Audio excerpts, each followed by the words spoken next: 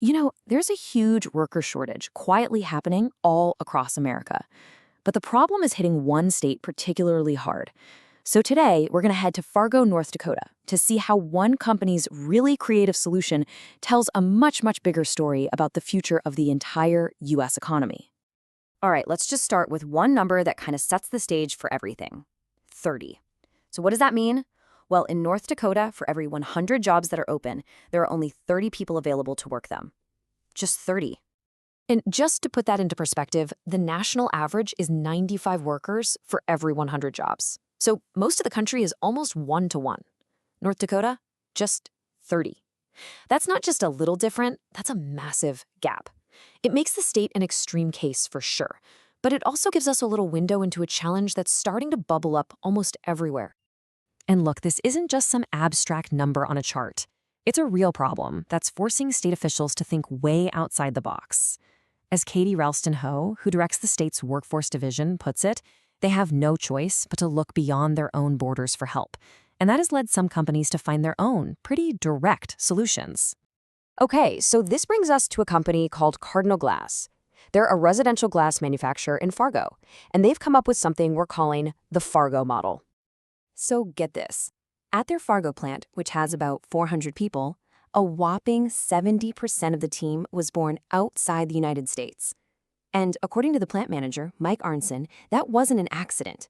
It was a deliberate strategy to find the absolute best people, no matter where they came from. And this strategy has built a really unique, really strong culture.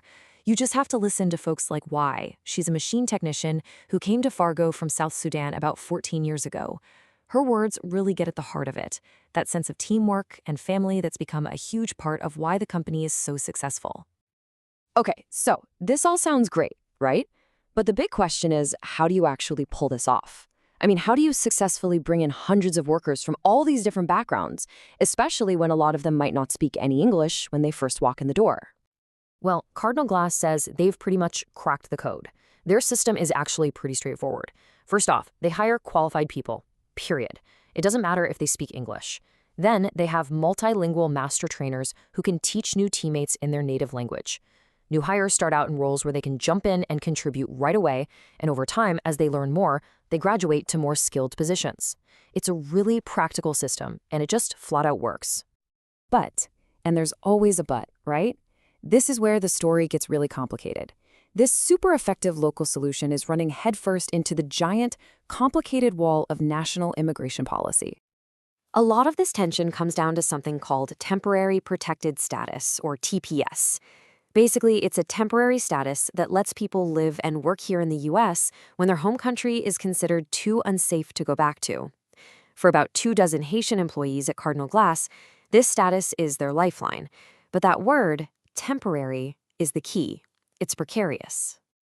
And this is where policy gets really, really personal. These are the words of Joseph Fleury. He's worked at Cardinal for 11 years now, all under TPS. He's scared because he knows his home country of Haiti is just too dangerous to return to. It really puts a human face on the anxiety these policy shifts can cause. So what happens if that status isn't extended? For Mike Arneson, the manager, it means he could lose 24 of his experienced, valued teammates, just like that. And remember, in a labor market like Fargo's, where there are 2.4 open jobs for every unemployed person, finding 24 new workers isn't just hard, it's pretty much impossible. This whole situation at Cardinal Glass, it's not just about one company in Fargo. It's really a small-scale version of a huge demographic and economic challenge that the entire country is facing right now.